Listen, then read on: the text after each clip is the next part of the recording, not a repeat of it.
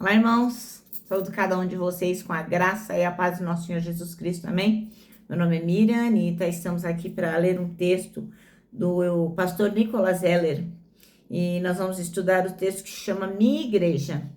Ele foi escrito para o Manancial, que é um devocional diário produzido pela União Feminina Missionária Batista do Brasil, que oferece para a gente meditações baseadas na Bíblia, que é a palavra de Deus. Uma meditação para cada dia do ano. E quando a gente estuda o manancial, quando a gente lê a porção bíblica com atenção, tanto faz se sozinhos ou acompanhados, somos inspirados, exortados e edificados.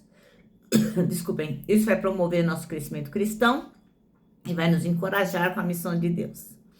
Como os irmãos sabem, eu não escrevi o texto e nem ajudei a escrever. Então, o que eu vou fazer? Vou ler com os irmãos e contar aquilo que eu entendi. Vamos iniciar, então, orando, pedindo ao Senhor para colocar no coração de cada um de nós essa mensagem tão importante que é sobre a igreja. Porque é muito comum as pessoas falarem, eu não preciso de igreja, eu sirvo bem a Deus em casa, ou as pessoas que frequentam a igreja reclamar das suas igrejas, né? Essa igreja não sei o que, antigamente era bom, agora não é, o fulano fazia assim, agora faz assado, o mundo tá perdido, a igreja tá perdida, enfim, muitas reclamações.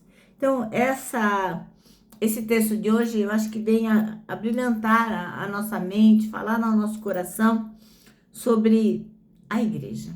Então, vamos orar e pedir ao Senhor que nos mostre o que precisamos ver. Ó Deus, em Teu nome pedimos que Tu realmente possas colocar no nosso coração que a igreja é um lugar de comunhão, de compartilhar e de servir.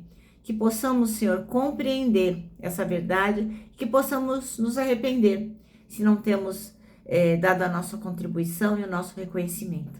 Em Teu nome que oramos, Jesus Cristo. Amém. Bom, irmãos, o nosso texto está em Mateus 6, nós vamos ler do 25 ao 34. Ele diz assim,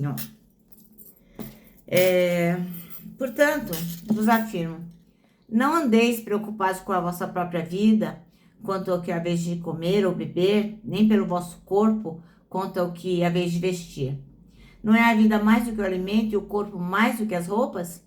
Contemplai as aves do céu. Não semeiam, não colhem, nem armazenam em celeiros. Contudo, vosso Pai Celestial as sustenta. Não tendes vós muito mais valor do que as aves? Qual de vós, por mais que se preocupe, pode acrescentar algum tempo à jornada da sua vida? E por que andais preocupados quanto ao que vestir? Observai como crescem os lírios do campo. Eles não trabalham e nem tecem. Eu, contudo, vos asseguro que nem Salomão, em todo o esplendor da sua glória, vestiu-se como eles. Então, se Deus veste assim a erva do campo, que hoje existe e amanhã é lançada ao fogo, quanto mais a vós, outros homens de pequena fé. Portanto, não vos preocupeis dizendo, que iremos comer, que iremos beber, ou ainda, com que nos vestiremos? Pois são os pagãos que tratam de obter tudo isso. Mas vosso Pai Celestial sabe que necessitais de todas essas coisas. Buscai, assim, em primeiro lugar, o reino de Deus e a sua justiça, e todas essas coisas vos serão acrescentadas. Portanto, não vos preocupeis com o dia de amanhã, pois o amanhã trará suas próprias preocupações. É suficiente o mal que cada dia traz em si mesmo. Amém? Bom, então o nosso texto, o nosso versículo do dia é o 25, e diz assim: por isso, digo a vocês, não se preocupem com a sua vida, quanto ao que irão comer ou quanto irão beber, nem o corpo quanto ao que irão vestir. Não é a vida mais que o alimento e não é o corpo mais do que as roupas? Bom, então, irmãos, essa mensagem de hoje eu achei poderosíssima. Aquele que crê em Jesus Cristo, o cristão, ele logo assim que ele se converte, que ele resolve trilhar os caminhos de Jesus, ele logo aprende que ele precisa de uma igreja. Ele precisa de um lugar para ter comunhão com os irmãos, um lugar para aprender, um lugar para louvar e para exercer com graça o amor de Deus. Logicamente que nós podemos louvar a Deus em casa, individual, com a família, mas é importante que nós tenhamos um lugar para fazer o nosso culto coletivo. E, logicamente, que é bom desejar o melhor de qualquer igreja, né? Quem não quer o melhor de todas as igrejas? É importante que todas as igrejas sejam receptivas, que sejam acolhedoras, tenham um ambiente bem legal, um ambiente que seja digno para muitos servos de Jesus, onde as pessoas se sintam bem, onde cada um possa exercer a sua missão, o seu papel para o próprio bem e para o bem da comunidade onde ela está inserida, né? Tem igrejas que a comunidade nem sabe que ela existe lá. Ora, aquele que segue a Jesus Cristo, um cristão, ele tem que ser apaixonado pela sua igreja. Ele deve estar sempre buscando que a igreja seja cada dia melhor e mostre cada vez mais a palavra de Deus. De que jeito? De um jeito prático, né? Não é só ler a palavra, mas praticar de forma que todos na igreja possam estar unidos nesse mesmo projeto, que é o de seguir os passos de Jesus, de fazer as coisas que ele pede e a igreja se torne uma igreja forte. Agora, a gente precisa entender que a igreja, ela não foi criada para atender o meu desejo, ela não foi criada para atender o seu desejo, ela não foi criada para os seus mimimis, eu quero assim, eu quero assado. Não. A igreja foi criada para que a gente possa servir a Jesus Cristo nela e nela aprender a servir em todos os lugares. Então, na igreja a gente se alimenta e aí distribui o alimento espiritual para as outras pessoas. As palavras de Jesus Cristo lembram a gente da importante lógica do reino, que é assim, a vida vale mais do que a comida. O corpo vale mais do que as roupas. E o reino de Deus vale mais que todo o resto. Ora, a gente sabe, né, que a gente está vivendo tempos em que muitas das igrejas, os púlpitos são palcos, né? Os louvores, eles se tornam aqueles shows maravilhosos.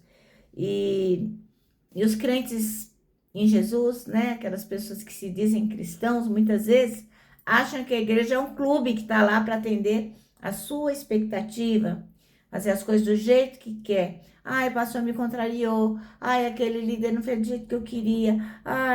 Eu não vou mais na igreja. Então, é bom a gente lembrar que a gente é servo do reino de Deus e que a gente é chamado por Deus para a gente servir. Servir a quem? Primeiro aos nossos irmãos na igreja e depois às demais pessoas. Então, a gente não foi chamado para ser servido, né? Porque se o fulano vier me cumprimentar, eu não vou cumprimentar. Porque não sei o que, não sei o que lá. Não, a gente foi chamada a servir. Então, meu irmão, minha irmã, você quer que a sua igreja seja um lugar melhor, um lugar com ambiente melhor, um lugar mais acolhedor? Então, eu sugiro que você sirva a Deus na sua igreja. Se cada um der a sua contribuição, vai ficar muito mais fácil a igreja ser um lugar bem legal, né?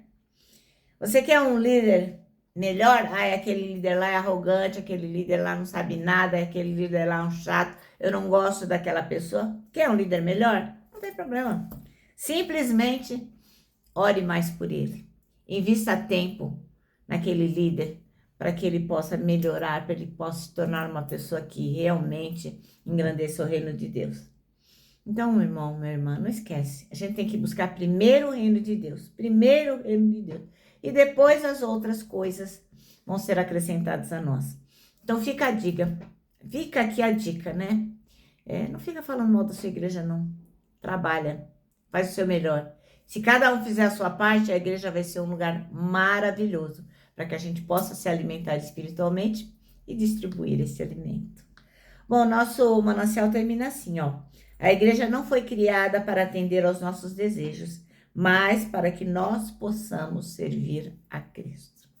Bom, agora eu vou terminar deixando aqui meu abraço de urso, lembrando que para nós que sabemos que a minha igreja é o lugar onde eu sirvo, para nós o abraço dá super certo. Então vai lá o meu.